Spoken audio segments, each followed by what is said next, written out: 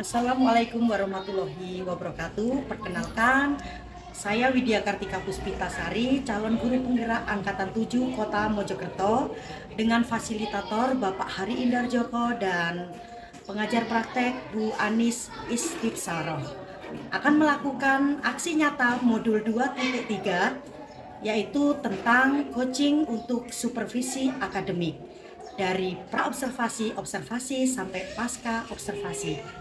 Selamat menyaksikan. Wassalamualaikum warahmatullahi wabarakatuh. Bu Nini, apa kabar? Baik, Bu Widya. Bagaimana pembelajaran selama ini sama anak-anak? Alhamdulillah, pembelajaran selama ini bisa berjalan dengan lancar sesuai yang kita harapkan. Namun demikian, apapun situasi dan kondisinya, di kelas saya itu yang terpenting saya sebagai guru itu harus mampu menumbuhkan kemampuan berkomunikasi, meningkatkan rasa percaya diri dengan diri anak. Seperti itu. Betul ya. Sebelumnya terima kasih buat Bu Rini untuk kesempatannya bisa berbincang-bincang sejenak. Bagaimana rubrik penilaian yang akan dilaksanakan pada pembelajaran yang akan dilakukan Bu Rini?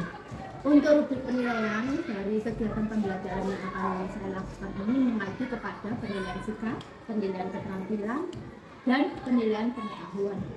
Iya, ada tiga berarti ya, ada tiga penilaian yaitu sikap, keterampilan, dan pengetahuan. Dari rubrik penilaian tersebut, apa sih tujuan yang ingin dicapai Bu Rini? Begini Bu Rini, di dalam kegiatan pembelajaran ini kan saya itu mengambil tentang pola hidup gotong royong. Pola hidup gotong royong, siap. Di mana memang materinya anak-anak sampai ke materi tersebut. Tetapi tujuan yang terpenting dalam kegiatan pembelajaran dengan materi ini adalah satu, saya itu kepinginnya anak-anak bisa membentuk tim yang kompak di dalam kelas, sehingga satu sama lain itu punya ikatan gitu. Terus kemudian anak-anak punya rasa solidaritas terhadap sama teman. Ya. Dari tujuan yang disampaikan oleh Bu Rini pasti ada sebuah masalah ya. Nah, ini yang saya tanyakan adalah identifikasi permasalahan yang diangkat Bu Rini sebagai modul ajar yang akan dipelajarkan ke anak-anak itu apa? Salah satu alasan saya kenapa mengangkat pembelajaran ini yang pertama adalah karena ini memang sudah materinya anak-anak yang masuk ke dalam materi tentang pola gotong royong, baik itu dalam kehidupan keluarga, masyarakat maupun sekolah. Kemudian yang kedua, saya melihat rasa individualisnya anak-anak itu sangat tinggi, sehingga anak-anak itu seperti bekerja sendiri-sendiri. Toleransi atau solidaritas dengan sesama teman, rasa setia kawannya itu kurang. Seperti itu. Nah, kira-kira apa sih hal yang memicu anak-anak atau murid-murid tersebut memiliki sikap individualisme yang tinggi? Yang pertama, kalau saya melihat karena saya tidak bisa secara langsung survei, bisa apabila saya menganggap itu sudah sangat terlewat batas, saya akan melakukan survei atau kunjungan ke dalam keluarga anak tersebut jika memang itu bermasalah. Tapi senyampan itu masih bisa kita kendalikan, masih bisa kita kita berikan nasihat atau apa, itu karena persaingan antara satu sama lain. Bahasa Jawanya itu nggak mau kalah gitu. Iya, benar. Oke, baik, bagus sekali Bu Rini. Nah, ini untuk selanjutnya tentang rencana aksi yang akan dilakukan oleh Bu Rini, yang Bu Rini rencanakan ke depan untuk anak-anak ini apa? Gini, sebenarnya tanpa adanya kegiatan pembelajaran yang masuk ke dalam materi ini, itu sudah saya terapkan satu persatu, step by step. Yang pertama dengan adanya jadwal piket, terus kemudian setiap kali kita pulang kita kan mesti ngatur ke anak-anak harus kerjasama ya, yang mengerjakan membersihkan kelas siapa, terus kemudian ngepel siapa, nyapu siapa, kan seperti itu. Terus yang kedua, saya ngomong ke anak-anak supaya bisa mengkomunikasikan apa yang mereka inginkan kepada teman. Tidak ada rasa canggung. Lepas dari itu salah atau tidak, ngomong aja seperti itu. Terus kemudian yang ketiga, belajar kelompok. Baik itu di dalam kelas maupun di luar dengan planning dan solusi yang sudah Bu Rini sampaikan tadi untuk menghadapi permasalahan murid-murid tadi tentunya, kira-kira ini bisa ya dilakukan ikhlas? Pasti bisa dong, kan kita harus optimis. Iya, benar. Kira-kira kapan bisa dilakukan Bu Rini? Ya, kan saya tadi sudah ngomong ke Bu, bahwasanya saya sudah melakukan hal tersebut jauh-jauh hari.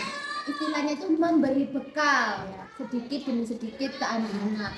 Kemudian kita menguatkan, karena saat ini pun secara otomatis saya dapat ilmu banyak ya. Kita sharing ya, Iya. dia dengan saya. Sharing satu sama lain tentang hal ini. Otomatis saya terima kasih banyak atas kesempatan yang diberikan ini, dan saya akan jauh lebih memperteguh untuk mengaplikasikan tentang pola gotong royong ini kepada anak didik saya. Saya rasa sudah cukup sekali untuk kegiatan pra-observasi kita. Jadi untuk ke depan saya misalnya nanti jenengan melakukan kegiatan atau evaluasi tentang gotong royong, saya dijawil Bu Rini nggih. Pasti. Ya. Terus Sama-sama, Bu. Waalaikumsalam. Waalaikumsalam. Assalamualaikum warahmatullahi wabarakatuh. Waalaikumsalam. Doa mulai. Bismillahirrahmanirrahim. Siapa yang tidak masuk hari ini? Sekarang kan sudah ke rumahnya kok. Menanyakan tentang selamat pagi anak-anak. Pagi, luar biasa. Bagaimana kabarmu hari ini? Alhamdulillah, sehat, luar biasa. Alhamdulillah, sehat, luar biasa. Ada yang belum sarapan? Sudah sarapan semua? Sudah. Jempol. Sebelum berangkat ke sekolah, sebelum pamitan sama orang tua, kalian harus membiasakan diri untuk sarapan pagi. Buktinya sekarang kan belajar ya.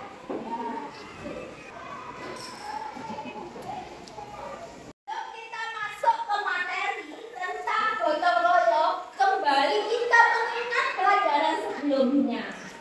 Seperti halnya yang sudah dicontohkan sama Bu Rini. Pada saat kemarin ada kegiatan adiwiyata, sebelum kegiatan adiwiyata kita semua kan berjabat dulu, ya enggak?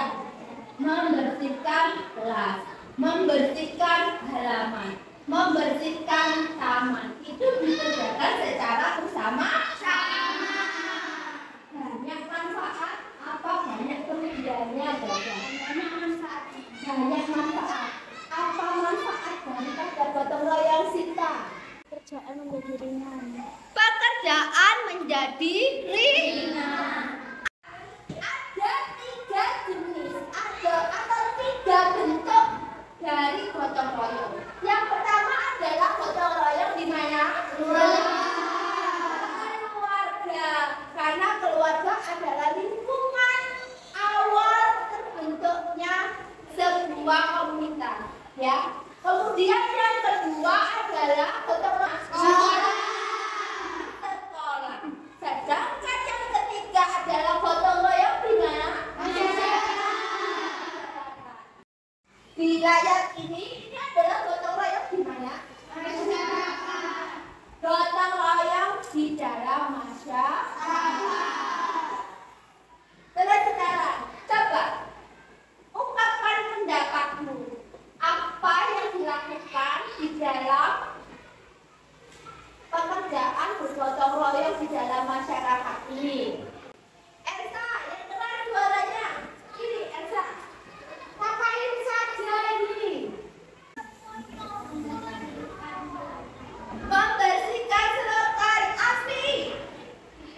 Apa ini sih? Apa ini kopi? Memungut sampah dari selokan ya. Jadi bapak ini dari air sungai ini diambil selokan, dari selokan itu diambil sampahnya, diberikan ke bapak ini, terus bapak ini memasukkan ke tempat sampah. Ternyata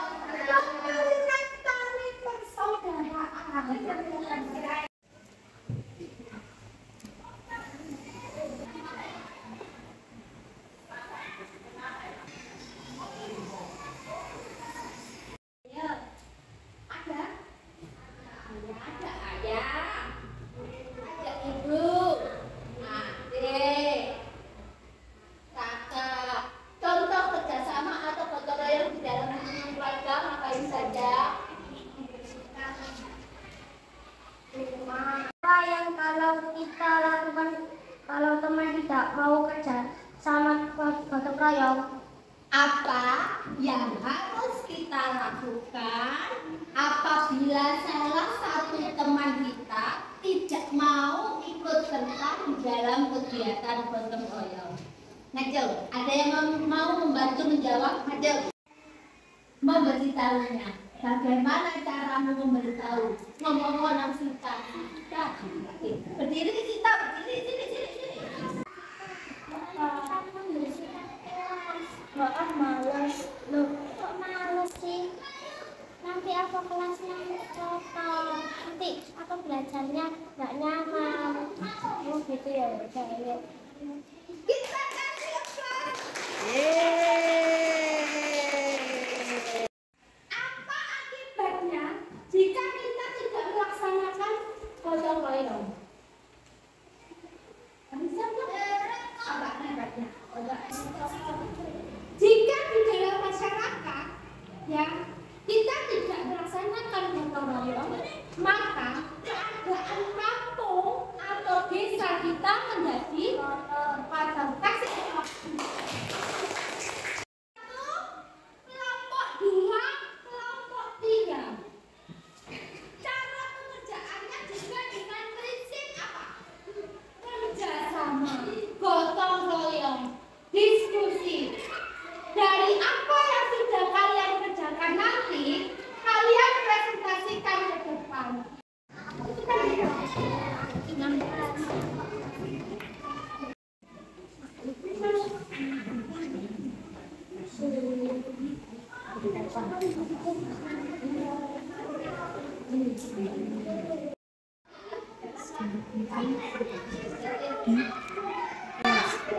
Menyapu, membersihkan meja.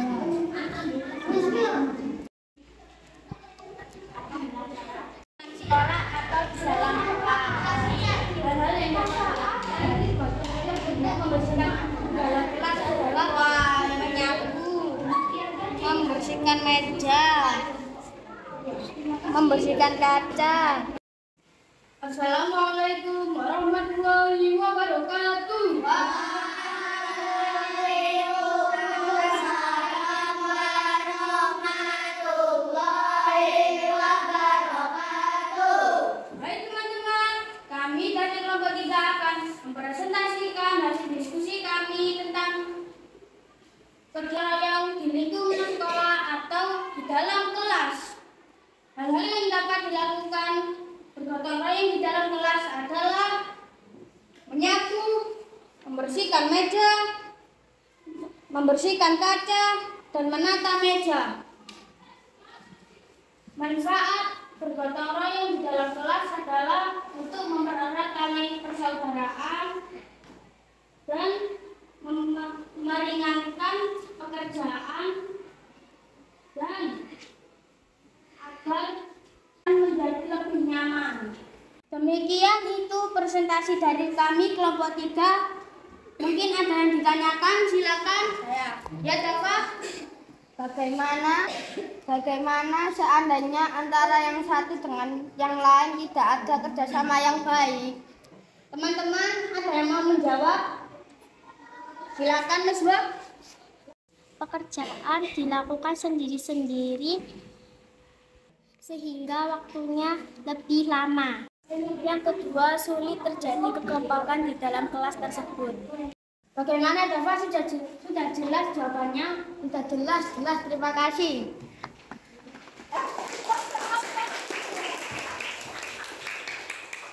Tiga, melaksanakan diskusi yang pertama. Kemudian kan tadi Bu Rini itu membagikan sebuah gambar. Kalian menganalisa gambar tersebut. Bahwasanya gambar itu adalah salah satu contoh-contoh penerapan dari kerjasama yang terjadi di lingkungan keluarga. Siapa yang gambarnya di lingkungan keluarga? Kelompok siapa? Kelompoknya Bintang. Kemudian kelompoknya Keke. Contoh bentuk kerjasama di lingkungan apa? Masyarakat. Di masyarakat. Dan kelompoknya Gasa tadi contoh kerjasama di lingkungan apa? Sekolah. Ya. Kalian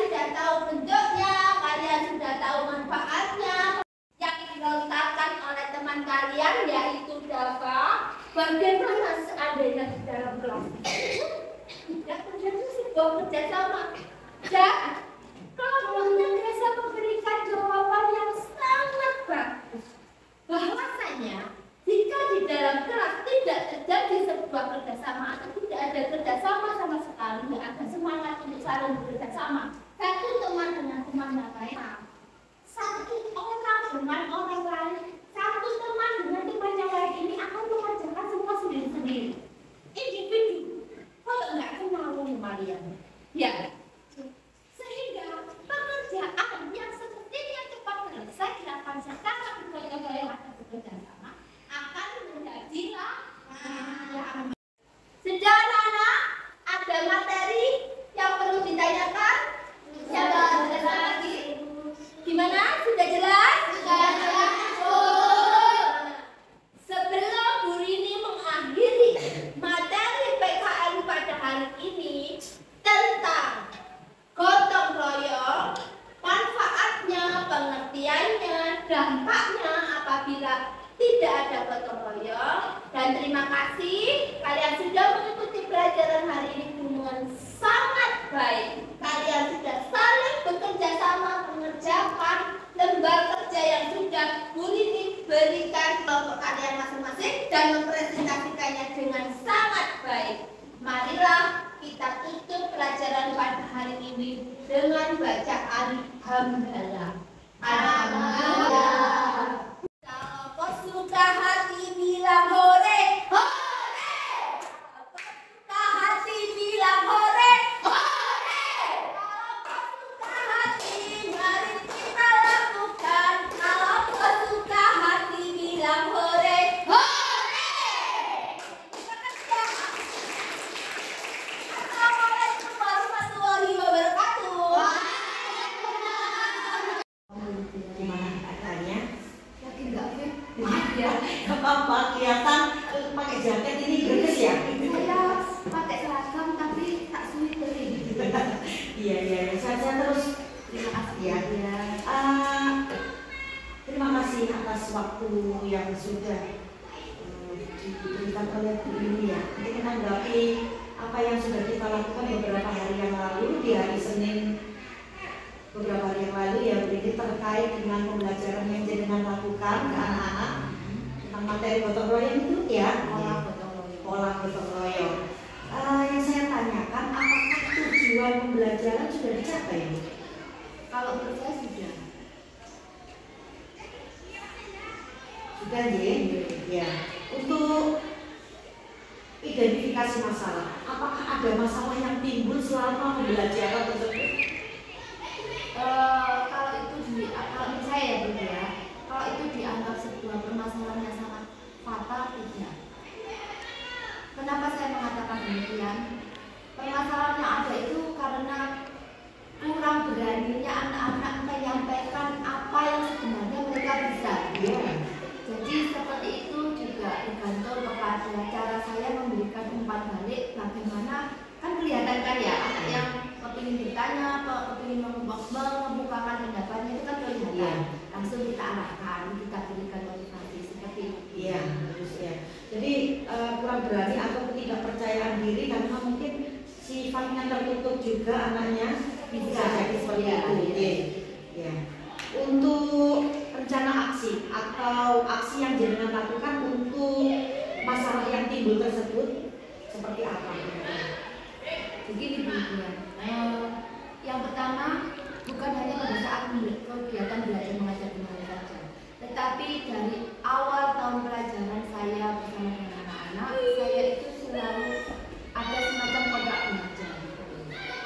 Saya menanamkan kepada anak-anak supaya tidak memiliki rasa takut untuk menyampaikan pendapat, mengemukakan apa yang sebenarnya ingin mereka ketahui. Jadi jangan memendam rasa. Terus kemudian yang kedua, satu sama lain harus bisa saling bekerja sama. Apabila ada temannya yang kesulitan, maka ya dibagi. Kemudian teman yang bisa atau memiliki kemampuan lebih itu tidak pelit seperti itu. Terus kita sebagai pendidik itu sudah sepantasnya untuk selalu memberikan motivasi kepada siswa.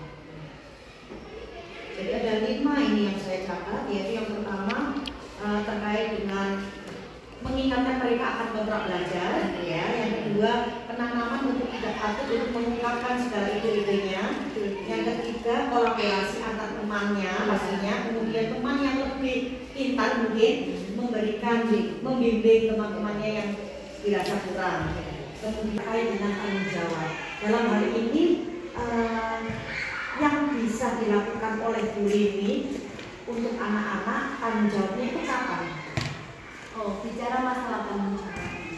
Kalau tanggung jawab itu ya sudah saya tanamkan sejak awal saya bertatap muka, terus bertemu dengan mereka di tahun ajaran. Ya.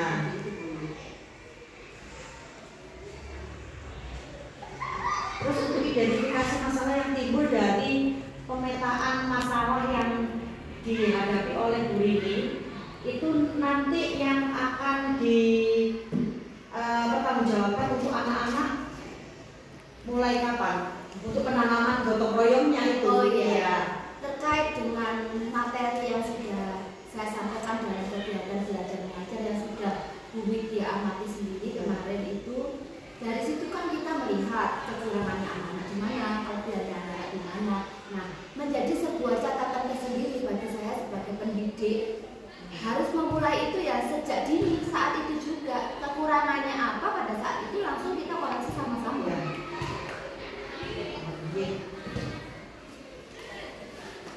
Untuk aktivitas pengembangan, ya, yang dimaksud aktivitas pengembangan ini adalah hal-hal apa yang jenengan inginkan untuk mengembangkan diri bagi anak didik. Pengembangan diri Dalam hal materi yang kemarin. Oke.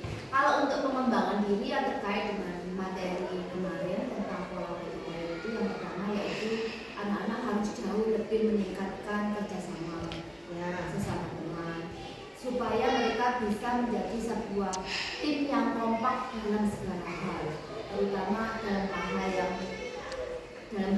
baik itu. Terus kemudian yang kedua itu satu sama lain harus bisa saling punya rasa toleransi, punya rasa memiliki bahwasanya kita nggak hanya sekedar teman di dalam kelas itu. Satu sama lain itu adalah saudara yang harus saling membantu. Kemudian yang ketiga ini lebih lagi. Sebagai seorang pendidik saya harus bisa meningkatkan keterampilan dan komunikasi berbicara mereka. Ya. Ukuran keberhasilan buat mereka apa? Ukuran keberhasilan buat mereka ketika saya merasa anak-anak sudah bisa mengungkapkan pendapat, kemudian di dalam kegiatan belajar mengajar itu mereka tidak hanya aktif secara sikapnya saja, tetapi juga komunikasi dalam berbicaranya, berani mengemukakan pendapatnya, kemudian satu sama lain dengan teman-temannya itu bisa saling bekerjasama. Ya, ada 3 ya. Anak-anak bisa mengungkapkan pendapat, kemudian dalam KBM anak-anak turut serta aktif dalam sikap maupun pengembangan ide-ide mereka. Kemudian yang ketiga terkait dengan punya rasa toleransi itu tadi ya. Hal yang mendukung itu apa? Kalau menurut saya hal yang bisa mendukung supaya 3 hal tersebut bisa tercapai itu adalah kolaborasi antara saya sebagai pendidik dengan anak didik saya. Ya. Terus cara saya dalam menyampaikan materi, kemudian media belajarnya sudah tepat atau mungkin lebih saya beragamkan. Ya. Jadi ada 3 kolaborasi antara guru ini sebagai pendidik dan peserta didik tentunya. Kemudian yang kedua mengembangkan cara mengajar guru ini. Kemudian kekreatifan guru ini dalam media belajar. Terakhir guru ini terkait dengan waktu. Kira-kira dari identifikasi masalah tujuan yang ingin jenengan capai, termasuk dengan ukuran keberhasilan anak-anak yang akan dicapai waktunya bisa berapa bulan atau waktunya seberapa jauh untuk anak-anak bisa melakukan hal itu sesuai dengan ukuran keberhasilan yang ingin dicapai ini? Saya tidak bisa secara langsung menentukan waktu, misalnya 1 bulan sudah harus berhasil, 1 minggu sudah harus berhasil. Saya tidak bisa seperti itu, Bu. Karena kan terkadang anak-anak itu bergantung kepada mood, ya. Moodnya enak, ya bisa secara langsung pada hari itu juga. Moodnya nggak enak, jadi tetapi sebagai seorang pendidik saya berusaha bagaimana bisa secara cepat dan tanggap saya mengatasi segala kesulitan yang dimiliki oleh anak. Ya. Ini kurang sedikit lagi kan anak-anak naik kelas ya. Misalnya sebelum naik kelas dalam 3 bulan ke depan, guru ini bisa yakin persentase ukuran keberhasilan berapa persen 3 bulan ke depan? 90%. Ya, siap. Baik, terima kasih Bu Rini. Tetap semangat yang pasti dan sehat-sehat. Terima Ya. kasih. Monggo